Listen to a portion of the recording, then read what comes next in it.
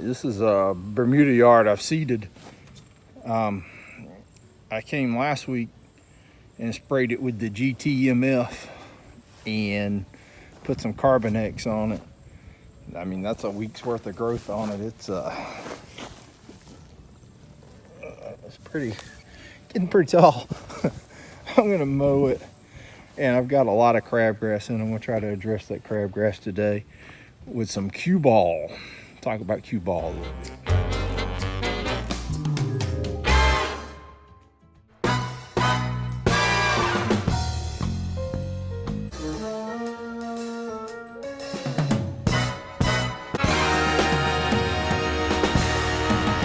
What's going on today, guys? Going after a little crabgrass today and some of the Bermuda lawns. This one I'm at right now, I just showed you a little snippet of it, but it's newly seeded, and I just got through spraying it with the cue ball. I'll show you around the yard a little bit. I forgot my selfie stick, so my camera work here is probably even a little worse than usual. All right, stand by. Here we are. This has been seeded probably right before the 4th of July. I've made a video when I seeded it, so it might even be down a little longer than that. But I've done some applications on this thing, the X-Start, Carbonex, and I just, like I said, today I just went after the weeds. But last week I put the Go Time on it from Subvert, and it seems to have got it wanting to jump out and spread a little. But there's the Bermuda. But here's my main culprit in it, my problem. That's crabgrass. This quinclorac ought to get with that, this cue ball. Let's look at the backyard. The nice golf course over here. But I don't have anything to do with that. Oh, tortured right there. But here's the golf course's grass right here, and then mine starts right here. But we've been pumping this stuff up. Kind of trying to drag this this nice hybrid off the golf course over here too, make it spread in the yard. But it's making some progress. Anyway, more crabgrass in it. It's pretty typical when you see the Bermuda yard to have some crabgrass coming in. So I hit this with the cue ball, and what the cue ball is, this new formulation from New Farm. It's quinclorac, but it's specifically designed, not exclusively, but it works better with low volume machines like the Permagreen. You know, I'm a Permagreen man. So we'll talk a little bit about cue ball here in a minute. I'm gonna ride on to the next victim here. I like to do today. We got some pretty severe heat. I hate to spray this stuff when it's super hot, but it's early in the morning. And I got this out on it with the rate that I run on this is about 1.45 ounces per 1,000 with about half an ounce of methylated seed oil per 1,000. Well, it's been hot today. Got a nice welcome little break from working. I actually came home early because it was so hot I couldn't spray a lot of yards because they were looking a little tortured as far as some unirrigated Bermuda that I was going to spray today, and I didn't see any need to try to mow anything else. But I came home, I was going to get my X soil out of my yard, but we were talking about cue ball, so let's resume our cue ball conversation. I've tried to start making this video about spraying some crabgrass with quinclorac for about the last 3 times I've been out. It's been so dang hot, I just lost interest and stuck my head down and got through with what I was working on to get done. So I got over here in the shade and the breeze. I'm gonna make one last attempt at it. This is the cue ball I've been using. This stuff goes out at about a 1.45 ounce per 1,000 rate. And why that 1.45 is important is that if you can make 2 applications a year with that without going over your yearly max. So that'll put you in that range. So don't apply over twice at that rate a year. the cue ball is a liquid formulation. A lot of the quincloracs are a dry WDG, order dispersible granule or a powder, and so this one is already in a liquid, so it's really easy to use, flows well through a low volume machine. And this is even labeled for a 10 gallon, as low as a 10 gallon per acre application volume. So it's really it's a no-brainer. If you spray with the permagreen, this is a good one for you. I think Qualipro might even have a knockoff on this. I don't know, but the liquid formulation is kind of what makes this one different, and it might be formulated a little different than the knockoff version too. Sorry, my bad camera work. I still don't have my selfie stick. I'm using my corn pod here. Anyway, so the best weapon against crabgrass is a good pre-emergent and timing on your pre-emergent. I like prodiamine mainly for crabgrass control. I think it's more effective and has a little more residual than say dithiopyr. I know I've said before that I don't like to put a pre-emergent on a centipede lawn just because it's just so hard on it. But if you got to kind of weigh your options. If you're getting overrun by crabgrass every year and you've tried the atrazine, simazine route and that hasn't worked out for you, then maybe splitting a spring,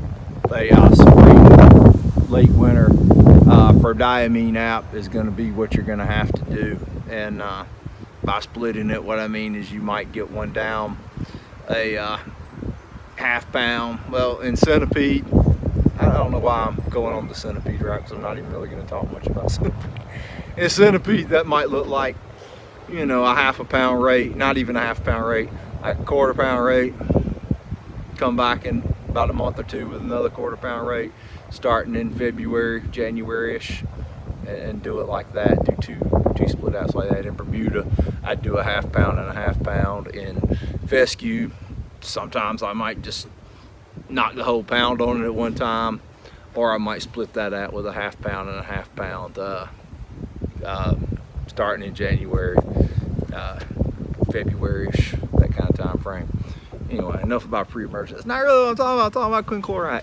But quinclorac is pretty killer effective on crabgrass. One of the best tools you can have in your arsenal for it. And what I always like to do, usually like to do with quinclorac is, if I have other things I'm going after, to kind of mix it with something, to use the quinclorac as like a kicker to go after that crabgrass. One good, well, there's several good ones, but one way people do it is they'll use a burn down herbicide like a carfentrazone. All them things that end in zone are usually a real quick burn down, and sometimes they burn them down so fast that it doesn't have time to get into the roots, but they'll burn the leaves off of them, they'll come back. But that burn down will help you get the quinclorac into your crabgrass, and hopefully it will not return. The quinclorac will go, it's kind of a dual purpose deal. It'll go in the leaves and the roots, so you can get it in both ways. But I use a methylated seed oil with it, things like that. One of my favorite tank mixes for crabgrass is mixing a little 2,4-D, some quinclorac, and some methylated seed oil. I seem to have really good luck with what 2,4-D and quinclorac do to the crabgrass. The crab eliminator, the crusty crab. In cool season grass, another option is running a little quinclorac with your Shore Power. Don't use a surfactant on that one. The flumioxazin in the Shore Power is a super penetrant, and I haven't done it yet, but I'm hearing, actually, my fescue, I ain't seen much crabgrass in it this year. I nailed it with the pre-emergent program. Still got button leaf. Anyway, so running the quinclorac with the Shore Power is a surefire way to get your crabgrass out of your fescue. Quinclorac, safe for use on Bermuda fescue, zoysia. And there might be a few, you might could get away with some bent grasses. I would test, there's different varieties of bent grass that are a little more susceptible than others. Definite no-no on centipede. Wouldn't use it on St. Augustine. Carpet grass, things like that, I just wouldn't do it. So for sure, fescue, zoysia, Bermuda. Hybrid Bermuda is a little more sensitive to it than common Bermuda. You'll every time you spray Quinclorac, you're gonna see a lot of turf yellowing, that kind of thing. It's no big deal. You're beating that high-powered crabgrass out of there, so you're gonna sustain a little rough look for a couple of weeks, but it'll quickly grow out. That's just a little bit about some Quinclorac for crabgrass control. There's several other options out there. This is, in my opinion, pretty much the best one you got on the table if you have